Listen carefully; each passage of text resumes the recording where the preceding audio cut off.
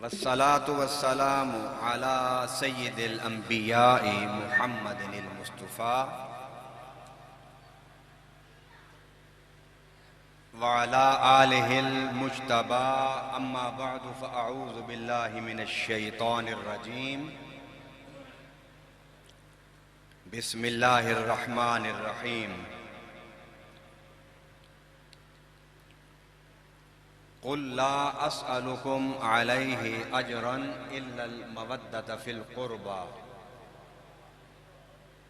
صدق الله العظيم. قال الله تعالى في شان حبيبه مخبرا وآمرا إن الله وملائكته يصلون على النبي يا أيها الذين آمنوا صلوا عليه وسلموا تسليما. اللهم صل على سيدنا ومولانا محمد وعلى آل سيدنا ومولانا محمد وبارک وسلم وصلوا علیہ. محبت و الفت کے ساتھ جھوم جھوم کے میرے ساتھ پڑھیے اور تصور گنبد خضرا کر لیجئے. الصلاۃ والسلام علیک یا رسول اللہ، الصلاۃ والسلام علیک یا نبی اللہ، الصلاۃ والسلام علیک یا شفیع المذنبین وعلی آلک واصحابک واہل بیتک یا محمد الرسول اللہ صلی اللہ علیہ وسلم. اللہ تعالیٰ کی توفیق سے ہم ان ہستیوں کا ذکر کرنے کے لیے اکٹھے ہوئے ہیں کہ جن ہستیوں کا ذکر خود رحمت للعالمین کیا کرتے تھے. ساری کائنات میرے آقا صلی اللہ علیہ وسلم کا ادب کرتی تھی، احترام کرتی تھی، محبت کرتی تھی، عشق کرتی تھی. مگر جب میں نے اپنے آقا صلی اللہ علیہ وسلم کو دیکھا، سبحان اللہ، میں نے دیکھا کہ میرے آقا جن کے لیے کل کائنات ادب میں کھڑی ہو جاتی تھی، وہ ذات مقدس جب حسنین کریمین آتے تو ان کے لیے کھڑے ہو جاتے تھے. اہل بیت اطہار اور حسنین کریمین یہ کائنات کی سب سے مقدس ہستیاں ہیں، اور خوش قسمت ہیں آپ لوگ کہ ان پاک اور مقدس شخصیات کا ذکر سننے کے لیے اللہ نے اور اس کے رسول صلی اللہ علیہ وسلم نے اور اس کے اہل بیت نے آپ کو منتخب کیا ہے. اہل بیت میں مولا علی ہیں، جن کے بارے میں میرے آقا صلی اللہ علیہ وسلم نے فرمایا انا مدینۃ العلم وعلی بابھا، کہ میں علم کا شہر ہوں اور علی اس کا دروازہ ہے. ذاکر اور واعظ اس حدیث کو بڑی آسانی کے ساتھ بیان کر کے آگے گزر جاتے ہیں، مگر تھوڑا سا رکیے، بیاب حیدری کے سامنے اپنے سر کو جھکائیے اور دل کے آنچل کھولیے تو آپ کو پتہ چلے گا کہ میرے آقا اس فرمان میں کیا سمجھانا چاہتے ہیں. مطلب کیا کہ مجھ سے کچھ لینا چاہتے ہو تو واسطہ میرے علی کو بنانا. واسطہ تھک تو نہیں گئے؟ کتنی دیر سے بیٹھے ہوئے ہیں؟ بلند آواز سے کہیے، مجھ سے کچھ لینا چاہتے ہو تو واسطہ میرے علی کو بنا. ایک تو یہ مسئلہ سمجھایا. دوسرا، میرے آقا نے یہ ارشاد فرمایا کہ جب انسان آتا ہے تو دروازے سے داخل ہوتا ہے، جب مجھ سے خیرات لے کر جاؤ گے تو واپس پھر بھی تو دروازے سے ہی جاؤ گے. میرے پاس ایک دفعہ آنے والا وہ اس حقیقت کو سمجھ لے کہ اسے علی کی چوکھٹ 2 دفعہ چومنی ہوگی، ایک دفعہ آتے ہوئے اور ایک دفعہ۔ مطلب کیا ہوا؟ میں محمد صلی اللہ علیہ وسلم رحمت للعالمین، اللہ کا حبیب، انبیاء اور رسول کا امام، وجہ تخلیق کائنات، میں ایک دفعہ بھی کسی کو دوں تو وہ آتا فقیر ہے بن کے داتا جاتا ہے، لیکن دیتا اسی کو ہوں جو آتے ہوئے بھی علی کا راستہ اختیار کرے اور جاتے ہوئے بھی علی کا راستہ اختیار کرے۔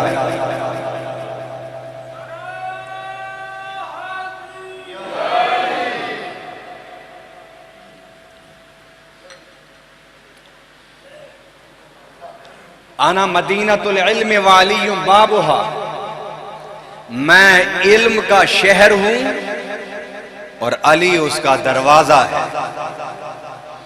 آپ نے یہ نہیں فرمایا کہ میں سخا کا شہر ہوں، آپ نے یہ بھی نہیں فرمایا کہ میں عطا کا شہر ہوں، آپ نے یہ بھی نہیں فرمایا کہ میں خزانوں کا شہر ہوں۔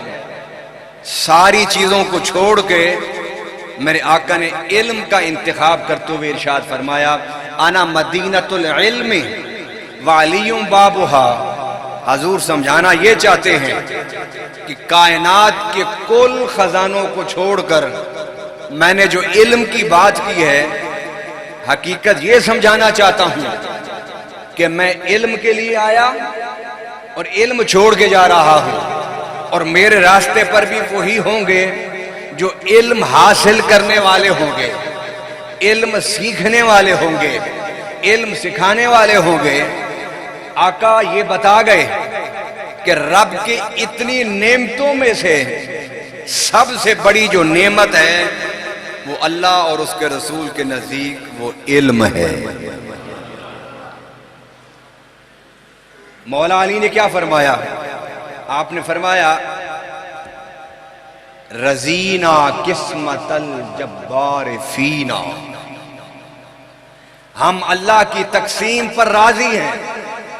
لنا علم وللجہال مال، رب نے ہمیں علم دیا اور جاہلوں کو مال دے دیا۔ یہ مولا علی کا فرمان ہے۔ اور حضور نے کیا ارشاد فرمایا؟ انما بعثت معلما، کہ میں معلم بن کے آیا ہوں، میں سکھانے آیا ہوں، میں پڑھانے آیا ہوں۔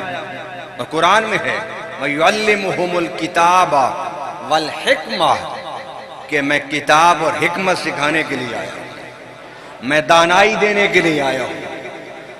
اس حدیث کو اگر آپ ان زاویوں کے ساتھ دیکھیں گے تو ذکر حسین کی محفل کے بعد آپ کے اندر علم حاصل کرنے کی تڑپ پیدا ہو جائے گی۔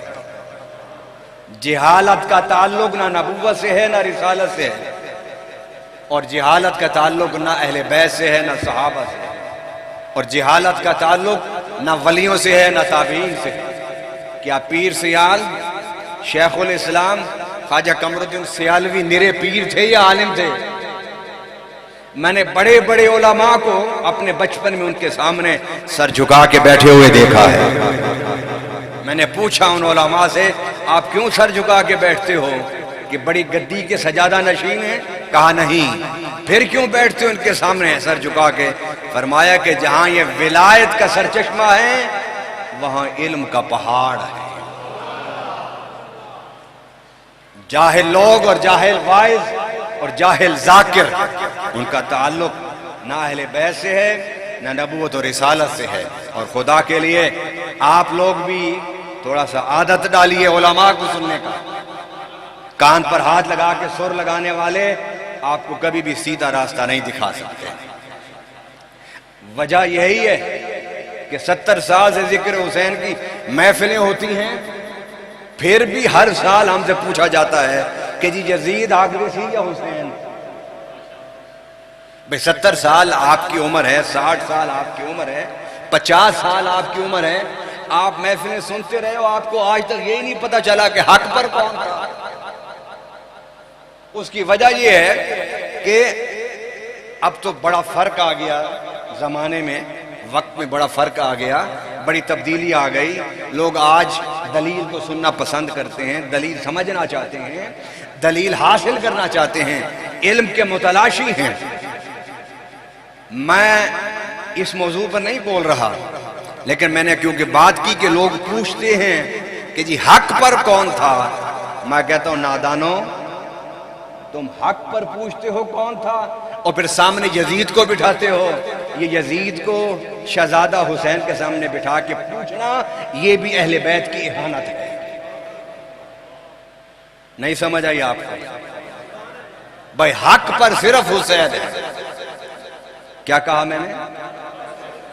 جو 100 میں سے 1% بھی یہ سوچے، شک کرے، سوچے کہ پتہ نہیں یزید حق پر نہ ہو، اس کا ایمان نہیں باقی رہے گا. ایمان اسی کا سلامت رہے گا جو آنکھ بند کر کے کہہ دے کہ کل بھی حسین حق پر تھے، آج بھی حق پر ہیں اور حسین ہی حق پر ہیں. یزید کل بھی باطل تھا، آج بھی باطل ہے اور قیامت تک باطل کی علامت رہے گا. یہ دو ٹوک باتیں سمجھتے جائیے، لیکن اس کا تعلق بھی علم کے ساتھ ہے. علم کے ساتھ ہے. میرے آقا صلی اللہ علیہ وسلم کے بڑے مشہور صحابی ہیں، آپ نے نام سنا ہوگا. میں اس لیے اشارے میں بات کر رہا ہوں کہ حضرت ابو ہریرہ، کہ کچھ لوگ حضرت ابو ہریرہ کا نام سن کے نا بڑے گھبرا جاتے ہیں اور وہ اعتراض کیا کرتے ہیں کہ حضرت ابو ہریرہ جو تھے وہ اہل بیت کے دشمن تھے. ارے نادانو، ابو ہریرہ کے حالات زندگی تو پڑھ لو. خدا کی قسم ہر صحابی کی اظہار عقیدت کا انداز مختلف تھا، اچھا تھا، لازوال تھا، مگر جیسا اہل بیت سے عقیدت کا اظہار ابو ہریرہ کیا کرتے تھے، میں نے نہ تاریخ میں پڑھا نہ حدیث میں دیکھا. مثلا کیا کرتے تھے کہ جب بھی سیدنا امام حسن اور سیدنا امام حسین رضی اللہ تعالی، بلند آواز سے رضی اللہ تعالی، بس یہی تو مسئلہ ہے نا، یا تو آپ سنتے نہیں علماء کو توجہ سے. رضی اللہ تعالی عنہما، امام حسن و حسین جب دونوں کا نام لیں تو رضی اللہ تعالی بلند آواز سے کہیے. ایک کے لیے رضی اللہ تعالی عنہ، اور جب دو ہوں تو پھر رضی اللہ تعالی عنہما. اب اس پر بھی امت میں جھگڑا پیدا کیا جا رہا ہے کہ یہ رضی اللہ تعالی عنہ کیوں کہتے ہو اہل بیت کو، علیہ السلام کہو. میں انہیں سمجھاتا ہوں اصل جو لفظ ہے وہ ہے ہی رضی اللہ تعالی عنہ. جو رضی اللہ تعالی عنہ کے مقام پر بیٹھتا ہے وہی علیہ السلام ہوتا ہے. نہیں سمجھ آئی آپ؟ دیکھیے رضی اللہ تعالی عنہ کا کیا معنی ہے؟ اللہ ان سے راضی ہو گیا. ارے جن سے اللہ راضی ہوتا ہے انہی پر تو سلام اترتا ہے. تو سنی بتاتے ہیں کہ ہم انہیں رضی اللہ عنہ بھی کہیں گے اور علیہ السلام بھی. علیہ السلام کہیں نہ کہیں لیکن رضی اللہ ضرور کہیں گے، اس لیے کہ جو اللہ جن سے راضی ہو جاتا ہے رب کی رحمتیں، برکتیں، نعمتیں، عنایات بھی انہی پر نازل ہوتی ہیں. اچھا اب آئیے، آپ نے رضی اللہ عنہ پر کچھ لوگوں کی تقریریں سنی ہوں گی. وہ نالائق یہاں تک اپنے مجمع کو سمجھانے کی کوشش کرتے ہیں کہ اہل بیت کو رضی اللہ تعالی عنہ کہنا تو ان کی گستاخی ہے. ارے عقل سے فارغ لوگوں، ذاکر بننے کا شوق تھا تو کسی عالم کے پاس کوئی سیکھ بھی لیتے بیٹھے. اچھا نتیجہ اس کا کیا ہے کہ ہمارے مسلک میں بھی جو جاہل واعظ ہیں وہ بھی تذبذب کا شکار ہیں. وہ بھی کہتے ہیں کہ نہیں رضی اللہ تو نہیں کہنا چاہیے. علیہ السلام کہنا چاہیے. یعنی اتنا اثر ہے. جب ایک جاہل وائز پر اثر ہو جاتا ہے ان باتوں کا تو آپ پر کیوں نہیں ہوگا؟ ان محفلوں کا مقصد یہ ہے کہ بد عقیدگی اس کے زہر کو بھی مٹانا، عشق کے پھول بھی تقسیم کرنا، اور اہل بیت سے اپنی عقیدت کو بھی بڑھانا. یہ تینوں کام میں کروں گا اپنے وقت کے اندر. بس آپ کی مجھے توجہ چاہیے، توجہ سے سنیے. اب رضی اللہ عنہ، اس کے بعد ایک اور جملہ بھی ہے قرآن میں. یہاں جو حفاظ بیٹھے ہیں وہ میرا ساتھ دیں تاکہ لوگوں کو پتہ چلے کہ قرآن میں یہ ہے. اور الحمدللہ اس سیال شریف کی ایریا میں جب میں آتا ہوں تو میرے علاوہ بھی اور بہت سارے حفاظ اس میں بیٹھے ہوتے ہیں. یہ پیر سیال کا فیضان ہے. رضی اللہ عنہ وَرَضُوا عَنْهُ، اللہ ان سے راضی ہو گیا، یہ اللہ سے راضی ہو گئے. رضی اللہ عنہ وَرَضُوا عَنْهُ، حالانکہ ہونا تو یوں چاہیے تھا کہ اللہ ان سے راضی ہو گیا. نہیں، یہ اللہ ان سے راضی ہو گیا اور یہ اللہ سے راضی ہو گئے. اللہ تیرا راضی ہونا تو ضروری ہے کہ ہم بندے ہیں، صحابہ بندے ہیں، تیرے عبد ہیں، تیرے بندے ہیں، تیرے غلام ہیں. یہ راضی تو کہتے یہ بھی مجھ سے راضی ہو گئے. اس کا کیا مطلب ہے؟ اس کا کیا مطلب ہے؟ آئیے میں اس کو ایک حدیث سے سمجھاتا ہوں. جب میرے آقا صلی اللہ علیہ وسلم نے ایک جنگ کے لیے اپیل کی کہ جنگ کے لیے اپنی توفیق کے مطابق دو، تو مولا حضرت ابو بکر صدیق رضی اللہ تعالیٰ عنہ اور عمر فاروق دونوں اٹھے.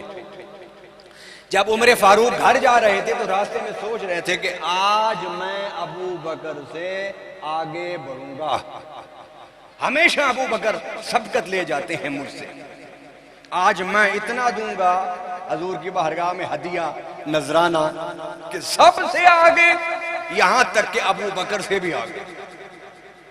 قرآن میں ہے نا کہ فَاسْتَبِقُوا الْخَيْرَاتِ، ارے مقابلہ کرنا ہے تو نیکی میں مقابلہ کرنا ہے تو نیکی میں کہ میں نماز 5 پڑھتا ہوں، 3 گھر میں، 2 مسجد میں، کل سے میں 4 پڑھوں گا. میں 5 نمازیں پڑھتا ہوں، میں کل سے تہجد بھی پڑھوں گا. میں تہجد بھی پڑھتا ہوں، میں کل سے قرآن کی تلاوت بھی شروع کروں گا. مقابلہ تو اس کام میں ہونا چاہیے نا. اب دونوں جا رہے ہیں، ابو بکر اپنے گھر، عمر اپنے گھر. سارا سامان حضرت عمر فاروق نے اکٹھا کیا، اس میں سے پھر تقسیم کیا. آدھا ایک طرف رکھ دیا، آدھا ایک طرف. وہ آدھا اٹھا کر حضور کی بارگاہ میں لے آئے اور رکھ دیا. اب دروازے کی طرف بیٹھے دیکھ رہے ہیں کہ ابو بکر کب آتا ہے. باقیوں سے تو میں ہمیشہ ہی آگے بڑھ جاتا ہوں، آج ابو بکر سے بھی آگے بڑھنا.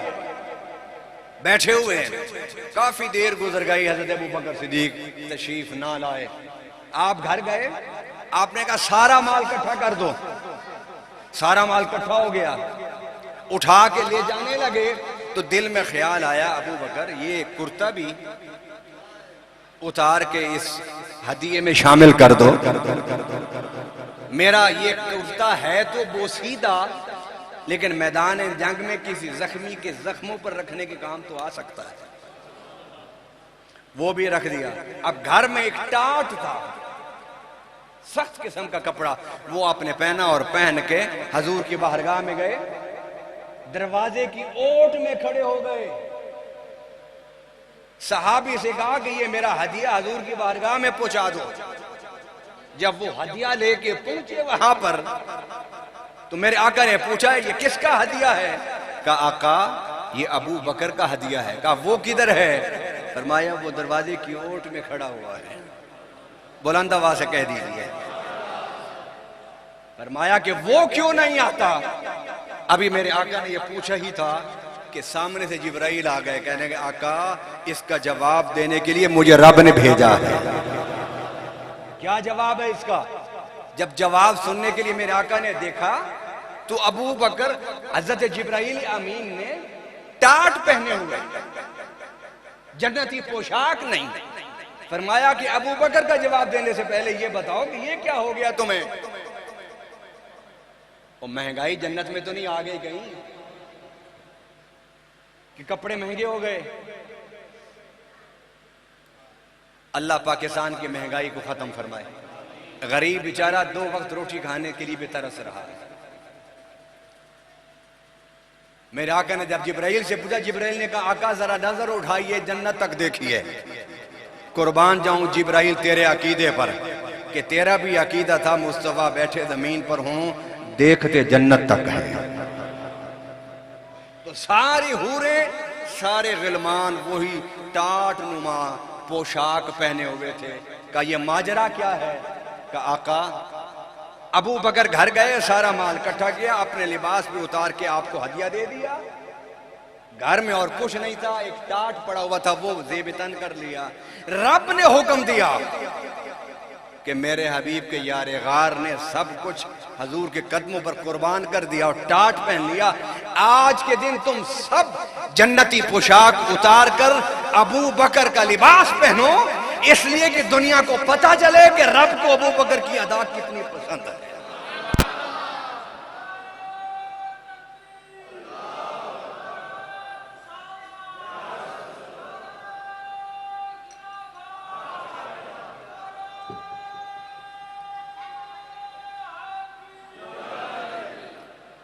حیدری، نعرہ حیدری کے جواب کا مزہ نہیں آیا. نعرہ حیدری، دونوں ہاتھ اٹھا کے لگا یہ نعرہ حیدری. مولا علی جب نعرے لگاتا تھا نا، نعرہ لگاتا تھا وہ جب نعرہ، تو کیا ہوتا تھا؟ خیبر توڑ دیتا تھا، حکم دیتا سمندر کو تو رستہ. تو آپ کے نعرے سے تو آپ کے نعروں سے تو میرا خیال ہے جو ہلنے والے پنکھے ان کی حرکت میں بھی زیادہ جنبش نہیں آئی. نعرہ حیدری ابھی بھی نہیں مزہ آیا. ایسا نعرہ لگاؤ کہ عراق میں مولا علی کے گنبد خضرا سے ٹکرائے. نعرہ حیدری. ارے ایسا نعرہ لگاؤ کہ پتہ چلے کہ اہل بیت کے اصل وارث اہل سنت ہیں. نعرہ حیدری. اللہ اکبر. رب کو ادا پسند آئی، کہا کہ سب اتار کہ تیری ادا رب کو پسند، رسول کو پسند، کسی اور کو پسند ہو نہ ہو ہمارا ان سے کوئی تعلق. ہم نے اپنا عقیدہ اور ایمان کو درست کرنا ہے نا. اللہ اکبر. اب اس مقام پر جبرائیل امین نے کہا یا رسول اللہ صلی اللہ علیہ وسلم میں اللہ کا پیغام لے کر آیا ہوں. فرمایا کیا پیغام؟ فرمایا اللہ ابو بکر کو سلام کہتا ہے. حضرت ابو بکر صدیق کو جب آواز گئی تو آپ کی آنکھوں میں آنسو آ گئے. آپ رونے لگ گئے کہ میں اتنا خوش قسمت آدمی ہوں کہ رب مجھے سلام کہتا ہے. دوسری بات کہ اللہ پوچھتا ہے ابو بکر سے پوچھو اس حالت میں کہ جب سب کچھ گھر کا اٹھا کے دے دیا، جب سب کچھ اٹھا کے گھر کا دے دیا، ٹاٹ پہن کے کھڑا ہے، کیا اس حالت میں ابو بکر سے کہو کہ مجھ سے راضی؟ نہیں سمجھ آئی آپ کہ تو نے میری خاطر، میرے دین کی خاطر، میرے پیغمبر کے اشاروں پر تو نے سب کچھ نشاور کر دیا. ابو بکر سے پوچھو مجھ سے راضی ہے؟ میں یہ نہیں کہتا، نہ میں صحابی کی کسی کی عظمت کم کروں گا اور نہ اس حدیث کا مقصد اہل بیت کی عظمت کو کم کرنا ہے. بس میں تو وہ عظمت بیان کر رہا ہوں جو اللہ نے ابو بکر کو دی. ہمارے ہاں مقابلہ شروع ہو جاتا ہے نا، ترازو لگ جاتا ہے کہ ڈھیر وزن کے 10 اور ڈھیر وزن کس کا کیا ہونا ہے؟ رب نے سب کو شانیں دی اور ہر ایک کی شان کا انداز مختلف. ہر ایک کی شان کا، اردو نہیں سمجھ آتی، انگلش سمجھتے ہیں آپ لوگ؟ بھائی سب کی شان برابر ہے مگر انداز مختلف. اب یہ جو میں بیان کر رہا ہوں ارے ہم کہتے ہیں علیہ السلام، اور قربان جاؤں ابو بکر کو اللہ کہہ رہا ہے علیہ السلام۔ یہ السلام علیکم ہو یا علیہ السلام ہو، دونوں کا معنی ایک ہے، علم والے جانتے ہیں اس بات کو۔ سب کو میں اور آپ علیہ السلام کہتے ہیں۔ قربان جاؤں ابو بکر تیری شان پر کہ تجھے خدا علیہ السلام کہہ رہا ہے۔ پھر پوچھا اللہ نے کہ تو راضی ہے مجھ سے؟ ابو بکر جھوم گئے، ایڑی پر، ایک پاؤں کی ایڑی پر آپ نے اٹھایا، دوسرا پاؤں اٹھایا، ایسے جھوم گئے۔ اور کیا کہا آپ نے؟ آپ نے کہا کہاں تو اور کہاں میں، کہاں تو اور کہاں میں، کہاں تو اور کہاں میں۔ اللہ مجھ سے پوچھتا ہے کہ میں تجھ سے راضی ہوں نہ نہیں۔ قربان جاؤں، لوگ کہتے ہیں کلو احد یطلب رضائی وان اطلب رضاک یا محمد، کہ میرے آقا صلی اللہ علیہ وسلم کی شان کے بارے میں رب نے کہا کہ سارے اے میرے پیارے حبیب میری رضا چاہتے ہیں، اور میں خدا تجھ محمد کی رضا چاہتا ہوں۔ آج ساتھ جوڑ لیجئے، سارے اللہ کہتے ہیں میری رضا چاہتے ہیں۔ دنیا والوں، میں اپنے حبیب کی رضا چاہتا ہوں اور اپنے حبیب کے یار غار کی رضا چاہتا ہوں۔ رضی اللہ عنہ کا معنی یہ ہے کہ اللہ راضی ہو گیا۔ جب رب راضی ہو گیا تو رب کہتا ہے میرے ابو بکر، میرے عمر، میرے عثمان، میرے علی، میرے حسن، میرے حسین، میں تو تم سے راضی ہو ہی گیا ہوں، بتاؤ تم مجھ سے راضی ہو؟ نہیں سمجھ آیا آپ کو؟ یہ پیار بھرا انداز نہیں سمجھ آیا، کیونکہ ہم مناظروں میں لگے رہتے ہیں، ہم مجادلوں میں۔ محرم شروع ہوتا ہے، بحث شروع ہو جاتی ہے، خدا کے لیے بحثیں چھوڑ دو، محبت کی محفلیں سجاؤ۔ صحیح کہہ رہا ہوں یا نہیں صحیح کہہ رہا ہوں؟ اسی میں الجھ جاتے ہیں کہ جی کون حق پر تھا، کون حق پر نہیں تھا، کربلا میں وہ کس دن پہنچے تھے، کس دن نہیں پہنچے تھے، کربلا سے کوفہ کیسے گئے، کوفہ سے دمشق کیسے گئے، پھر دمشق سے پھر کوفہ کیسے آئے، پھر کربلا کیسے۔ بھئی یہ تاریخ ہے۔ آؤ قرآن حدیث کی طرف، اگر صحیح عقیدت پیدا کرنا چاہتے ہو صحابہ کی اور اہل بیت کی۔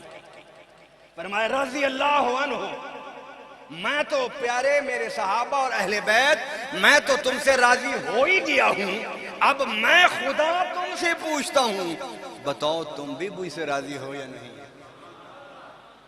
ارے یہ تو وہ خوش قسمت لوگ ہیں کہ جن سے خدا پوچھتا ہے بتاؤ تم راضی ہو مجھ سے یا نہیں؟ پھر وہ کہتے ہیں وردو عن، اللہ اگر تو راضی ہے تو ہم کیوں نہیں تجھ سے راضی ہوں گے؟ اب بتائیے کہ رضی اللہ عنہ کہنا اہل بیت کو یہ کوئی گستاخی کی بات ہے؟ یہ تو رب کا انعام ہے، یہ تو رب کی نعمت ہے، یہ تو رب کا فضل ہے۔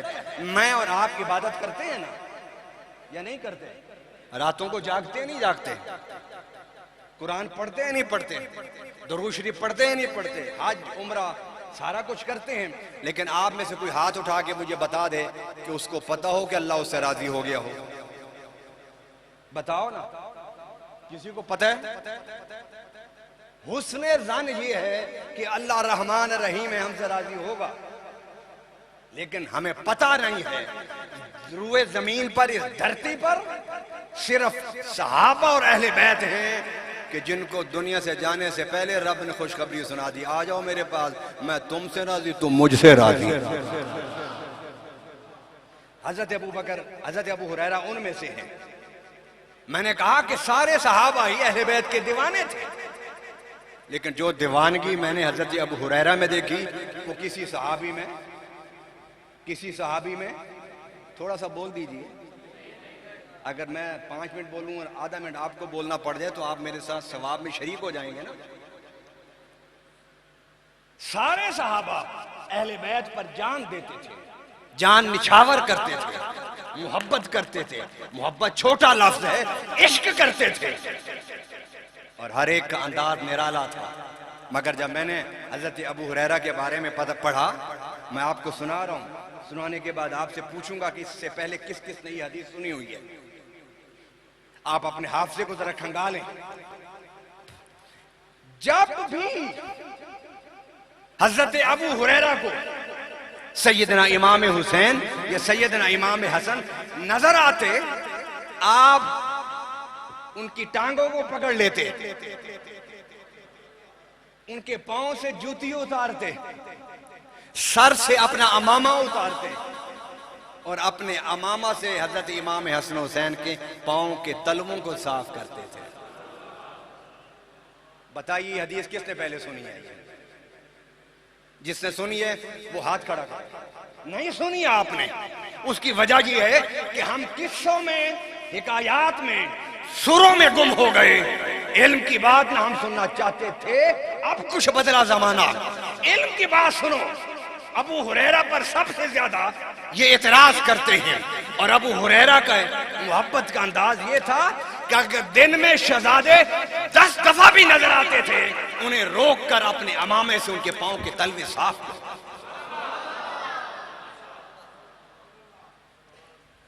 بھائی میں ایک جملہ بولنا چاہتا ہوں، آپ سنیں گے اس جملے کو؟ اور کون کون سبحان اللہ کہے گا؟ سنیے، حضرت ابو ہریرہ فرماتے ہیں کہ دن میں 70 بار بھی اگر مجھے شہزادے نظر آئیں، میں اسی طرح اپنا امامہ سر سے اتار کے، اپنی عزت، امامہ عزت ہوتا ہے، میں اپنے سر کا تاج اتار کے شہزادوں کے پاؤں صاف کروں گا۔ ابو ہریرہ ایسا کیوں کرتے ہو؟ ابو ہریرہ نے کہا اس لیے کرتا ہوں کہ میرے آقا نے فرمایا ہے انبیاء اور رسل سے پہلے یہی تلوے جنت میں لگیں گے۔ تو یہ تو جنتی ہی نہیں، ان کے تلوے بھی جنتی ہیں، اس لیے میں ان کو صاف کرتا ہوں۔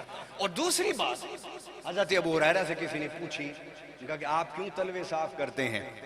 تو سیدنا ابو ہریرہ رضی اللہ تعالی عنہ نے فرمایا کہ میں نے وہ واقعہ دیکھا ہے کہ حضور نماز میں ہیں، امام حسین آ گئے اور پیٹھ پر بیٹھ گئے۔ کس پر بیٹھ گئے؟ کس کی پیٹھ پر؟ امام الانبیاء کی پیٹھ پر۔ کس کی پیٹھ پر؟ امام المرسلین کی پیٹھ پر۔ کن کی پیٹھ پر؟ خدا کے حبیب کی پیٹھ پر۔ پیٹھ پر بیٹھ گئے۔ اب پیٹھ پر بیٹھے ہوئے ہیں، حدیث پاک میں ہے کیا ابھی پیٹھ پر بیٹھے ہی تھے کہ جبرائیل آ گئے۔ ذرا سوچو تو صحیح، اہل بیت کے مقام کو تو دیکھو۔ ارے ہمیں تاریخ اور قصوں واقعات سے اہل بیت کی عظمت کو بیان کرنے کی ضرورت نہیں ہے، اس لیے کہ ہم علمی طور پر یتیم، ہمارے اکابر عالم تھے، ہم ان کے جانشین ہیں، رب نے ہمارے سینوں میں بھی علم عطا فرمایا۔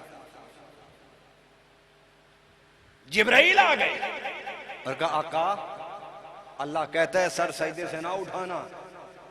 فرمایا کیوں؟ فرمایا اس لیے کہ تیرے پیٹھ پر حسین ہے۔ تو کب سر سجدے سے اٹھاؤں؟ فرمایا اس وقت سر سجدے سے اٹھانا جب حسین آپ کی پیٹھ سے اتر جائے۔ آقا پوچھتے جبرائیل ایسا کیوں؟ فرمایا اللہ کہتا ہے حسین بیٹھا ہو، آپ سر سجدے سے اٹھا لیں تو کہیں حسین گرے زمین پر اسے چوٹ نہ آ جائے، اور رب کو یہ گوارا نہیں۔ اب جو رب امام حسین کی ایک ہلکی سی چوٹ کو بھی برداشت نہ کرے اور اپنے حبیب سے کہے سجدہ لمبا کر دے، اس حسین کو جس یزید نے بھوکا اور پیاسا رکھ کے سارے اہل بیت کو شہید کر کے ان کی لاشوں پر گھوڑے دوڑا کے آخر میں امام حسین کو شہید کیا سجدے کی حالت میں، اس یزید کے بارے میں اور اس کے ٹولے کے بارے میں پوچھتے ہو کہ حق پر کون تھا؟ ارے حق پر صرف حسین تھے، حسین تھے۔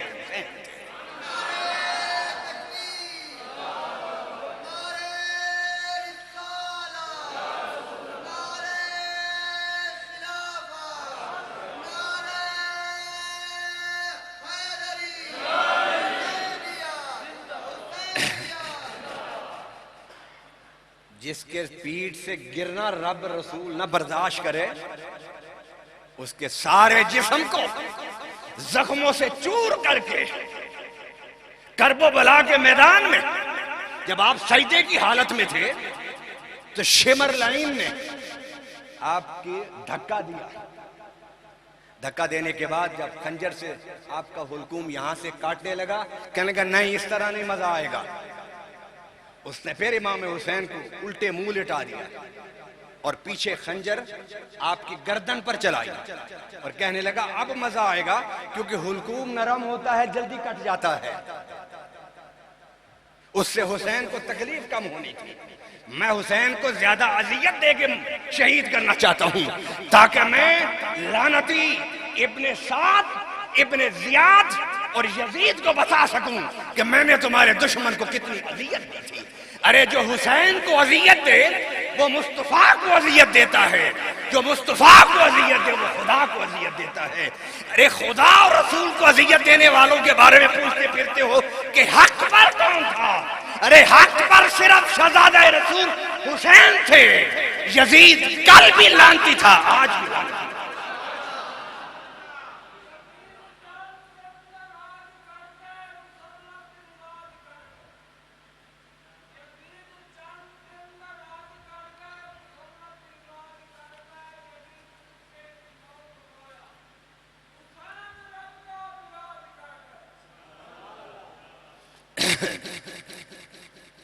اب یہ واقعہ، یا بیٹا بیٹھ دینا،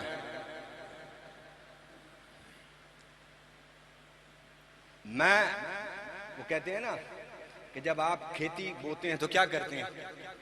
پہلے ہل چلاتے ہیں، پھر پانی دیتے ہیں، پھر بیج ڈالتے ہیں۔ جب تھوڑی سی فصل بڑی ہو تو کیڑے لگ جائے تو کیا کرتے ہیں؟ سنڈی لگ جائے تو کیا کرتے ہیں؟ تو تھوڑے سے سپرے بھی تو میں نے کرنا ہے نا ان سنڈیوں کو مارنے کے لیے۔ یہ سنڈی جو ہے نا یہ کھا جاتی ہے۔ جس طرح پرانے زمانے میں وہ لکڑیوں کے شتیروں کے چھتیں ہوتی تھیں تو لوگ رات سوتے تھے، صبح چھت گر گئی، وہ جی راتی دیکھی تھی بالکل ٹھیک ٹھاک سی، تو اس کو صبح کیا ہو گیا؟ وہ انسان نظر سے دیکھ نہیں سکتا تھا کہ اندر سے دیمک چاٹ گئی ہے۔ میں نہیں چاہتا کہ آپ کے ایمان کو لگی ہوئی دیمک اور سنڈی آپ کے ایمان کو چاٹ جائے اور ادھر موت کا وقت آ جائے۔ بتانا میرا فرض ہے، سننا سمجھنا اپنے ایمان کی حفاظت کرنا آپ کا فرض ہے۔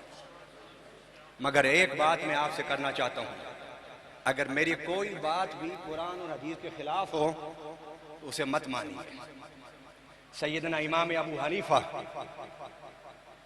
رضی اللہ تعالیٰ عنہ، آپ کو بارے میں لوگوں نے مشہور کر دیا کہ آپ عقل پر زیادہ چلتے ہیں، اجتہاد پر زیادہ چلتے ہیں، قیاس پر زیادہ چلتے ہیں، ذہن پر زیادہ چلتے ہیں، حدیث کو نہیں مانتے۔ سیدنا امام ابو حنیفہ رضی اللہ تعالیٰ عنہ کو جب اس بات کا پتہ چلا تو آپ نے فرمایا نادانو، تم نے میرے وہ قول نہیں پڑھا کہ جس میں میں نے کہا ہے کہ اگر کوئی حدیث ضعیف بھی مل جائے،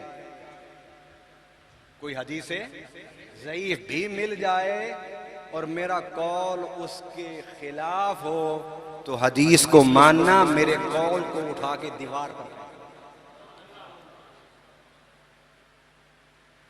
میری بات نہیں، نہ کسی عالم کی، نہ مفتی کی، نہ فقیہ کی، نہ پیر کی، بات چلے گی اللہ رسول کی، کیونکہ بندے آپ اللہ کے ہیں اور امتی رسول اللہ صلی اللہ علیہ وسلم کے۔ جو امتی ہے وہ ایک دفعہ کہہ دے امتی، الحمدللہ ہم سب امت رسول ہیں صلی اللہ علیہ وسلم۔ بات ان دو کی چلے گی بس، باقی جس کی بات ان کے مطابق ہوگی اس کو مانتے جائیں، جس کی بات ان کے مطابق نہ ہو اس کو چھوڑتے جائیں۔ میں صحابہ کرام اور اہل بیت اطہار کے حوالے سے 200 سال پرانی روایات، احادیث، تاریخ نہیں میں بیان کرنا چاہتا، میں پہلے دور کی باتیں کر رہا۔ فرمایا کہ جبرائیل میرے حبیب سے کہہ دو سجدہ لمبا کر دے، تو میرے آقا نے کتنی تسبیحیں پڑھی سجدے میں؟ کتنی؟ 70۔ چلو شکر ہے 70 کا، ویسے عام طور پر تو 72 تسبیح پڑھی میرے آقا نے، چلو 70 تک سے پہنچ گئے ہو نا۔ 72 تسبیحیں پڑھی۔ اب حضور صلی اللہ علیہ وسلم تھوڑی تھوڑی دیر کے بعد دیکھتے کہ حسن حسین اترے یا نہیں اترے، لیکن ابھی حسین پشت پر تھے، حضور پھر تسبیح پڑھنا شروع کر دیتے، پھر سوچتے دیکھتے کہ حسین اترے نہیں اترے، دیکھتے کہ ابھی بھی بیٹھے ہوئے ہیں، پھر پڑھنا شروع کر دیتے۔ یہاں تک کہ 72 تسبیحیں ہوئی، حسین اترے، میرے آقا نے سر سجدے سے اٹھایا۔ اب یہاں پر ایک بات میں اور وضاحت کرتا جاؤں، لوگوں نے اپنی کتابوں میں لکھا ہے کہ حضور صلی اللہ علیہ وسلم کے تصور سے نماز ٹوٹ جاتی ہے۔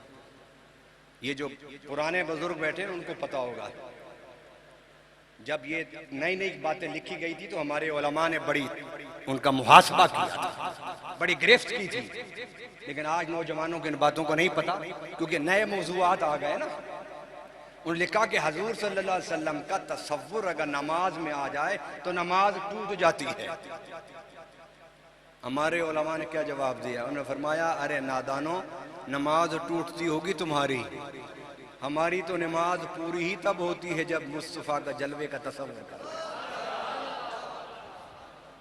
ارے یہ تو حضور کی ذات ہے، میرے آقا صلی اللہ علیہ وسلم پشت پر حسین ہے، اس کو دیکھ بھی رہے ہیں، سوچ بھی رہے ہیں۔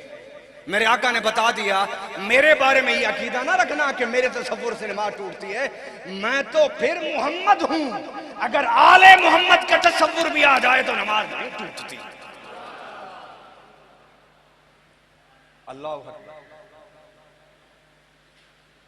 حضور نے نماز لمبی کر دی۔ میرے آقا سے امام حسین کہتے ہیں نانا جان آپ نے سجدہ لمبا کیا؟ فرمایا ہاں۔ کتنی تسبیحیں پڑھی؟ فرمایا 72۔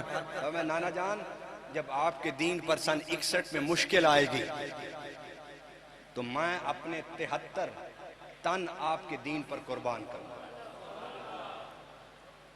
اچھا اب میں ایک بات ضمناً آپ کو بتا دوں کہ میرا موضوع نہیں ہے، میرا موضوع کچھ اور ہے، وہ صرف یہ ہے کہ ہمیں اہل بیت کی عظمت کو سننا ہے، سمجھنا ہے، اور صحیح عظمت کو، جو صحیح عظمت، یہ قصے کہانی والے نہیں، قرآن و سنت والی عظمت کو اپنے دل میں بٹھانا ہے۔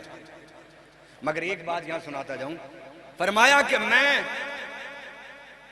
73 تن 72 تن 73 تن آپ کے دین پر قربان کروں گا۔ ان میں ایک نام ہے حضرت عباس، بولیے بولیے آگے، علمبردار، جن کو حضرت امام حسین نے علم پکڑایا تھا، کیونکہ فوج میں ایک علم بردار ہوتا، علم کا معنی جھنڈا، بردار فارسی کے لفظ سے علم اٹھانے والا۔ حضرت عباس علم بردار ایک یہ تھے۔ یہ کن کے بیٹے تھے؟ بولیے نا، اگر کوئی بات یاد ہو جائے تو کوئی مجھے معاف کر دینا، مجھے پتہ ہے آپ نے کچھ یاد کرنا چاہتے ہیں، نہ آپ کو سمجھنا چاہتے ہیں، صرف سن کے ثواب کمانا چاہتے ہیں، اور اس سے بھی آپ کی بخشش ہوگی، لیکن خدا را تھوڑا سا سمجھ لیں، وقت تو اتنا ہی لگنا ہے نا جتنا سننے میں ہے وقت۔ حضرت عباس علمبردار حضرت علی کے کیا تھے؟ بلند آواز سے، لیکن ماں خاتون جنت، ماں اور تھی، ٹھیک ہے۔ عباس علمبردار یہ بیٹے مولا علی کے، ارے شہدائے کرب و بلا میں ایک ابو بکر بھی ہے، ایک عمر بھی ہے، ایک عثمان بھی ہے، اور وہ بھی بیٹے کن کے؟ علی کے۔ یہ عجیب تمہاری محبت ہے علی سے کہ اگر انہوں نے نام ابو بکر عمر عثمان رکھا تو تم نے اپنے مجلسوں میں ان کا نام لینا ہی چھوڑ دیا۔ اس سے پتہ چلتا ہے ابو بکر و عمر عثمان سے تمہیں بغض ہے، مولا علی کو، بلند آواز سے بولیے، مولا علی کو۔ میں اللہ مجھے بیٹا دے تو میں کس کے نام پر نام رکھوں گا؟ یا تو اپنے پیر کے نام پر نام رکھوں گا، یا اپنے استاد کے نام پر نام رکھوں گا، یا اپنے اس شخصیت کے نام پر نام رکھوں گا جس سے مجھے بڑی محبت ہوگی۔ ایسا ہو سکتا ہے کہ میں اپنے بیٹے کا نام اپنے دشمن کے نام پر رکھ دوں؟ مجھے ایک بندہ، یہ جو یہاں بیٹھے ہیں محفل میں، مجھے ایک بندہ ذرا کھڑا ہو کے بتائے کہ جی میں نے اپنے بیٹے کا نام اپنے باپ کے دشمن کے نام پر رکھا ہے، ہاتھ کھڑا کیجئے۔ کوئی ایک بتا دے کہ میرا بیٹا پیدا ہوا تو میں نے اس کا نام اپنے دشمن کے نام پر رکھا ہے؟ کوئی بندہ یہاں بیٹھا ہوا؟ ہمیشہ اب میں نے اپنے بڑے بیٹے کا نام حسین رکھا کیونکہ مجھے حسین سے پیار تھا اور ہے. یہ صرف آپ کی ایک محفل ہے جو میں محرم میں کر رہا ہوں، ورنہ میں نے کوئی محفل نہیں کی. تو میرا بیٹا جو ہے وہ پیچھے مرکز میں بیٹھتا ہے، کام دیکھتا ہے، تو میں جلسوں میں، تقریروں میں، پروگراموں میں جاتا ہوں، ملک سے باہر اندر. وہ عمرے پر چلا گیا، میرے سارے پروگرام کینسل کر دیے. آپ لوگ مانے نہیں تو مجھے آنا پڑ گیا. حسین اس کا نام ہے. کیوں رکھا نام حسین؟ بولیے نا کیوں رکھا؟ محبت کی وجہ سے نا. دوسرا بیٹا ہوا اس کا نام حسن رکھا، تیسرا ہوا اس کا نام علی رکھ دیا.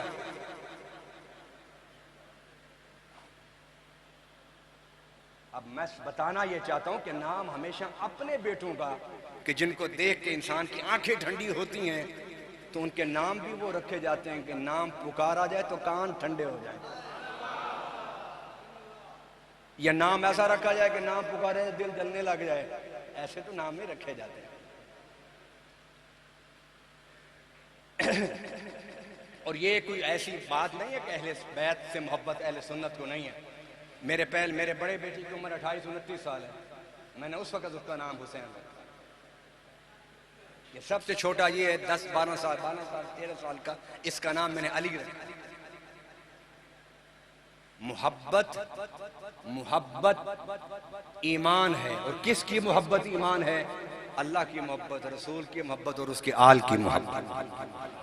یہ اہل بیت سے محبت ہے. یہ اصل اساسہ وراثت تو ہم اہل سنت. اللہ اب مولا علی کو اگر ابو بکر و عمر عثمان سے لڑائی ہوتی اور عمر فاروق رضی اللہ تعالیٰ عنہ نے حضرت علی کے دروازے کو آگ لگائی ہوتی، یا آگ لگا کے پاؤں کی ٹھوکر مار کے خاتون جنت پر دروازہ گرایا ہوتا، تو کبھی بھی اپنے بیٹے کا نام عمر نہ رکھتے. مولا علی نے اپنے بیٹے کا نام عمر رکھ کے اعلان کر دیا، خدا را اپنی دنیا بنانے کے لیے مجھ میں اور صحابہ میں لڑائی نہ بتانا. ہو سکتا ہے کہ صحابہ اور اہل بیت کی لڑائی بیان کرنے سے تمہاری دنیا تو بن جائے لیکن آخرت نہیں بنے گی. اگر آخرت بنانا چاہتے ہو، جنت لینا چاہتے ہو، تو پھر بتاؤ کہ صحابہ اور اہل بیت آپس میں پیار کرتے تھے. اور بتانا تو وہی ہے نا، جو چیز ہو موجود اسی کو بتایا جاتا ہے. اللہ اکبر. آئیے اب شہدائے کرب و بلا میں 22 تن تھے بنو ہاشم. ان 22 تنوں میں، 22 جانوں میں، 22 لوگوں میں جہاں عباس نمبردار تھے وہاں ابو بکر بن علی بھی تھے، عمر بن علی بھی تھے، عثمان بن علی بھی تھے. یہ ہم اہل سنت کی کتابوں میں نہیں، سب مسالک کی کتابوں میں موجود ہے. سب مسالک کی کتابوں میں یہ موجود ہے. اگر مولا علی اور صحابہ میں آپس میں لڑائیاں ہوتی تو کبھی بھی مولا علی اپنے بچوں کے نام ان کے نام پر نہ رکھتے. اچھا ایک اور نقطہ میں آپ کو بتاؤں، ایک اور نقطہ. مولا علی نے یہ نام ابو بکر و عمر کی خلافت کے بعد رکھے. یہ بچے سارے پیدا ہوئے جب ابو بکر کی خلافت مکمل ہو چکی تھی، عمر فاروق کی خلافت مکمل ہو چکی تھی، بعد میں یہ نام رکھے. چلو اگر کوئی یہ کہے کہ ابو بکر کی حکومت تھی تو ابو بکر کو خوش کرنے کے لیے رکھا ہو، ایسا بھی نہیں. عمر فاروق کی خلافت کا زمانہ ہو اور مولا علی نے دیکھا ہو کہ چلو میں عمر فاروق کو خوش کر دوں اپنے بیٹے کا نام عمر رکھ کے، ایسا بھی نہیں تھا. یہ سارے نام مولا علی نے رکھے. نہ دور خلافت صدیق تھا نہ دور عمر فاروق تھا کہ ان کو خوش کرنے کے لیے رکھتے. آپ نے اپنے بچوں کے نام خلفائے ثلاثہ کے نام پر رکھ کے بتا دیا کہ یہ تینوں صحابہ مجھ سے راضی تھے، میں ان سے راضی ہوں. اللہ اکبر. آئیے بات کو ہم مکمل کرتے ہیں. اور ویسے بھی قرآن میں رب العالمین نے فرمایا نہیں قُلْ لَا أَسْأَلُكُمْ عَلَيْهِ أَجْرًا إِلَّا الْمَوَدَّةَ فِي الْقُرْبَى. میرے پیارے حبیب اپنی زبان سے اعلان فرما دیجئے کہ میں تم سے نبوت و رسالت کا اجر نہیں مانگتا، میں تم سے نبوت اور رسالت کا، میں نے پتھر کھائے، میں نے دانت شہید ہوئے، میرے چہرے پر زخم لگے، میں نے ہجرتیں کی، میں نے غزوات لڑے، میرے صحابہ شہید ہوئے، میں تم سے کوئی اجرت نہیں مانگتا۔ قیامت تک آنے والے میرے امتیوں، تم پر میرا ایک قرض ہے۔ آقا وہ کیا قرض ہے؟ فرمایا قرض ہے۔ آقا کیسے ادا کریں؟ فرمایا آؤ میں تمہیں بتاتا ہوں کیسے ادا کرنا ہے میرے قرض کو جو تم پر ہے۔ آقا بتائیے۔ فرمایا اگر میرے قرض کو ادا کرنا چاہتے ہو تو پھر میرے اہل بیت سے پیار کرو۔ تو قرآن کا ایک اہل بیت سے پیار کرو اور صحابہ بغض رکھیں۔ کیا وہ قرآن کو نہیں جانتے تھے؟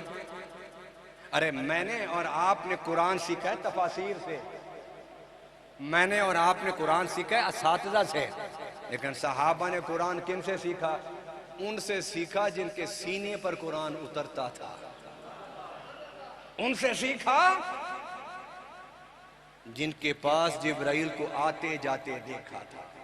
صحابہ کرام کہتے ہیں کہ حضور پر جب وحی اترتی اور حضور ہماری ران پر آرام فرمائے ہوتے تھے، بعد دفعہ حضور صحابہ سے شفقت فرماتے ہیں اور ان کی ران پر آپ ایڑی رکھ کے آرام فرماتے تھے۔ فرماتے ہیں کہ جب وحی اترتی جبرائیل آتے تو حضور کا وزن ہم اپنی ران پر برداشت نہیں کر سکتے تھے اور ہماری ران ٹوٹنے کے قریب ہوتی تھی، اتنا وزن ہوتا تھا۔ صحابہ نے تو جبرائیل کو اترتے دیکھا حضور پر جو قرآن لاتا تھا۔ ارے جن کے سینے پر قرآن اترا، اگر وہ نہیں اس آیت کو سمجھ سکے کہ تو آج کا مولوی ذاکر اور واحد سمجھے گا اس آیت کو؟ اور آج کا ذاکر اس آیت کی بنیاد پر اہل بیت سے محبت کرتے ہیں، اور نعوذ باللہ صحابہ نے نطق رسالہ سے آیت سنی، انہوں نے اہل بیت سے کوئی محبت نہیں کی ہوگی۔ یہ تضادات ہیں، تضادات ہیں، ان کو سمجھنے کی کوشش کی۔ آئیے حضرت ابو ہریرہ کا واقعہ میں نے بیان کیا تو ایک ضمناً انہی کا واقعہ، آپ فرماتے ہیں کہ میں بڑے دکھ سے بیٹھا ہوا تھا اور ایک حدیث یاد کر رہا تھا تو میرے آقا تشریف لے آئے۔ فرمایا ابو ہریرہ کیا کر رہے ہو؟ کہا عرض کی آقا حدیث یاد کر رہا ہوں لیکن یاد ہی نہیں ہوتی۔ میرے آقا نے فرمایا اچھا علاج نہ کر دوں تیرا، تیرے حافظے کا؟ بلند آواز سے بولیے۔ عرض کرنے کہ حضور علاج کر دیجئے۔ کوئی آج کا مولوی ہوتا کہنے حضور تسی کی علاج کرنا ہے حافظ، تسی کوئی حکیم ہو، تسی کوئی ڈاکٹر ہو؟ صحابہ کا یہ عقیدہ تھا کہ حضور سارے کام کر لیتے ہیں، کبھی نہیں بھولا۔ اس لیے سیدنا ابو ہریرہ رضی اللہ تعالیٰ عنہ تمام صحابہ میں سب سے زیادہ اور بڑے حافظ الحدیث تھے۔ سیدنا ابو ہریرہ کا یہ عمل تھا کہ وہ شہزادوں کے پاؤں صاف کیا کرتے تھے۔ اب آئیے اس مقام پر بس بات کو میں مکمل کرنا چاہتا ہوں، ایک مضمون آپ کے ذہن میں ڈالنا چاہتا ہوں، اور وہ ذہن میں یہ مضمون ڈالنا چاہتا ہوں، خدا را کبھی بھی یہ ذہن میں نہ لانا کہ صحابہ اور اہل بیت کے کوئی اختلافات تھے، جھگڑے تھے، لڑائیاں تھیں، نہیں۔ اور اگر تھا بھی صحیح تو تم اور میں کون ہیں کہ ان کے فیصلے کریں؟ اگر آج بھائی بھائی میں لڑائی ہو جائے، بیٹا اور بھتیجا بولے تو کیا کہتے ہیں آپ لوگ؟ کیا کہتے ہیں؟ تو پتر تو چپ کرے وڈیاں دی گل ہے، یہی کہتے ہیں نا۔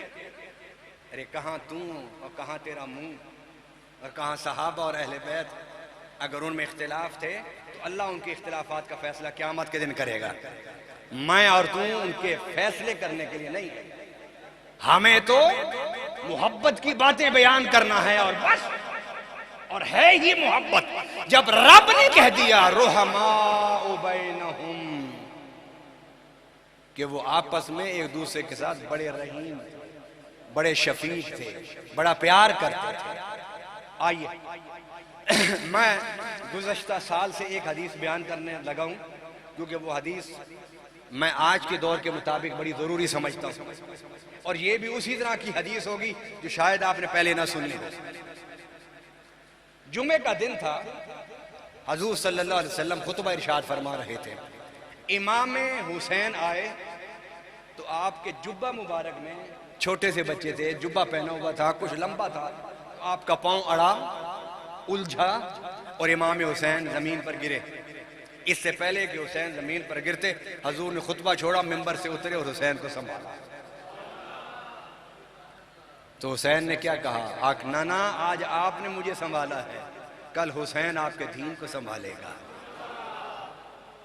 اللہ اکبر۔ حضور اٹھا کے لے گئے، ممبر پر بٹھایا، اپنی ران پر بٹھا کے خطبہ دیا۔ بتاؤ تو صحیح، کوئی نواسہ ایسی شان والا، آج میں اگر جمعے میں خطبہ دے رہا ہوں، میرا بیٹا، میرا نواسہ، میرا پوتا اگر گر جائے تو مجھے اجازت نہیں ہے کہ ممبر سے اتر کے اسے اٹھاؤں۔ اگر میں ممبر سے اتر کے اسے اٹھاتا ہوں تو اس میں کراہت ہے، خطبہ ٹوٹ جائے گا، دوبارہ پھر پڑھنا پڑے گا۔ لیکن قربان جاؤں حسین تیری عظمت پر کہ خطبہ چھوڑ کے حضور تجھے اٹھاتے ہیں، خطبہ ٹوٹتا نہیں، پورا ہو جاتا ہے۔ وہی وقت تھا، وہی جمعہ، وہی مسجد نبوی، وہی حسین حضرت علی کے ساتھ آ رہے ہیں۔ بیٹھ گئے، عمر فاروق رضی اللہ تعالیٰ عنہ نے خطبہ شروع کیا۔ امام حسین اٹھے اور جانے لگے ممبر کی طرف، تو علی نے روکا۔ عمر فاروق رضی اللہ تعالیٰ عنہ نے فرمایا، عمر، علی اسے آنے دو، یہ میری طرف آ رہا ہے، یہ میرا اور اس کا معاملہ ہے، اسے آنے دو۔ مولا علی نے چھوڑ دیا، حسین چلے گئے۔ ممبر کے قریب جا کے، کس کے قریب جا کے؟ بلند آواز سے، ممبر کے۔ امام حسین کیا کہتے ہیں؟ بتائیے بتائیے کیا کہتے ہیں؟ کیا کہتے ہیں؟ چلو کو قریب قریب آپ نے بات کی ہے، کیا کہتے ہیں وہاں جا کے؟ فرماتے ہیں، عمر اتر جاؤ، یہ ممبر میرے نانا کا ہے۔ سیدنا عمر فاروق رضی اللہ تعالیٰ عنہ جب یہ بات سنتے ہیں، مولا علی عمر کو دیکھتے ہیں، عمر علی کو دیکھتے ہیں، عمر مسکراتے ہیں، کہتے ہیں علی پریشان نہ ہو، یہ شہزادے کا اور میرا معاملہ ہے۔ اگر لڑائی ہوتی تو عمر کہتے اچھا علی تو نے اب بیٹوں کو تیار کر دیا ہے، یہ نہیں کہا تم تو مجھ سے حکومت نہیں لے سکے، خلافت نہیں لے سکے، اب جمعے کے اجتماع میں مجھے ذلیل کرانا چاہتے ہو، نعوذ باللہ۔ نہیں کہا علی آپ چپ رہے، یہ معاملہ اس نواسہ رسول کا ہے اور میرا ہے۔ عمر نے خطبہ چھوڑا، ممبر سے اترے، کھڑے ہو گئے۔ امام حسین کھڑے ہیں، مجمع پر سناٹا چھایا ہوا ہے کہ آج حسین نے کیا کہہ دیا ہے۔ عمر فاروق بھی کھڑے ہیں۔ امام حسین پھر کہتے ہیں، سنیے ذرا توجہ سے سنیے، دل میں بٹھائیے ان باتوں کو تاکہ آپ کی ایمان کی حفاظت ہوتی رہے، یہاں تک کہ قبر میں مصطفیٰ کا دیدار ہو جائے۔